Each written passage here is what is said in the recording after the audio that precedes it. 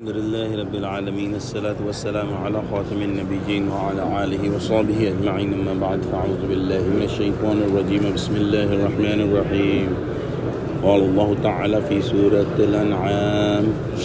ومنهم من يستمع إليك وجعلنا على قلوبهم أكنة أن يفقهوه وفي آذانهم وقرا وَإِن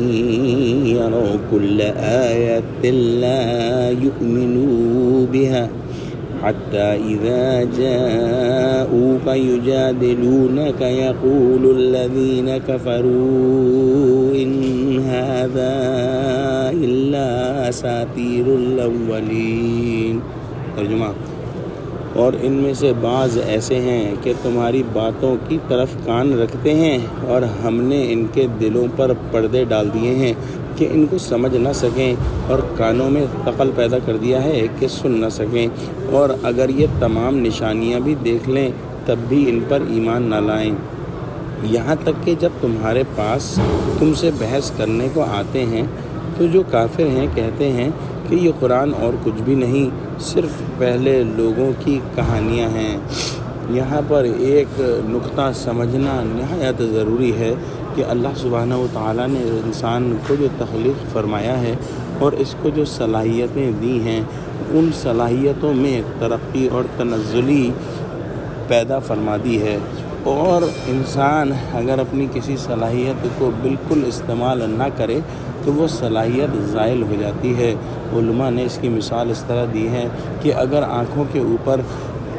پٹیاں باندھ دی جائیں اور ان کو دیکھنے کے لیے استعمال نہ کیا جائے اور عرصہ دراز گزر جائے تو دیکھنے کی صلاحیت ختم ہو جاتی ہے۔ اسی طرح اگر کسی ایک جوڑ کے اوپر کوئی پلاسٹر باندھ دیا جائے اور طویل عرصے تک اس کو پلاسٹر کے اندر ہی رکھا جائے اور موومنٹ نہ ہو تو اس جوڑ کی حرکت جو ہے، موومنٹ جو ہے وہ بھی ختم ہو جائے گی۔ یہی کیفیات جو ہیں وہ باطنی صلاحیتوں کی بھی ہیں۔ اللہ سبحانہ و تعالیٰ نے انسان کو سچ اور جھوٹ سمجھنے کی صلاحیت دی ہے۔ اللہ سبحانہ و تعالیٰ نے انسان کو بصیرت کی آنکھیں دی ہیں، لیکن وہ ہمیشہ اگر سچ کو سمجھ لینے کے بعد اس پر پردہ ڈالتا رہے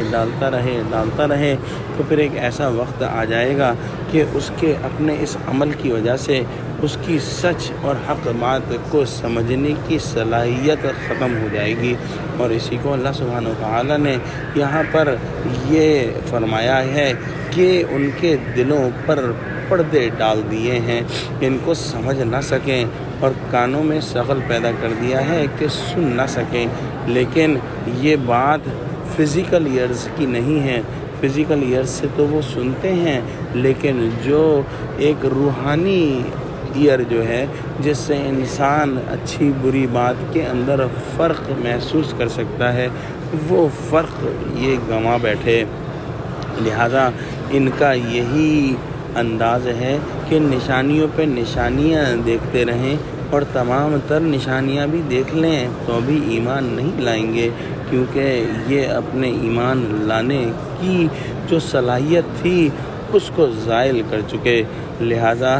یہ قرآن سننے کے بعد کہتے ہیں کہ یہ کچھ نہیں، صرف پہلے لوگوں کی کہانیاں ہیں۔ دعا کرتے ہیں کہ اللہ سبحانہ و تعالی ہم کو قرآن کا فہم عطا فرما، اور ہم کو اپنی بصیرت کی آنکھیں، کان اور تمام اعضاء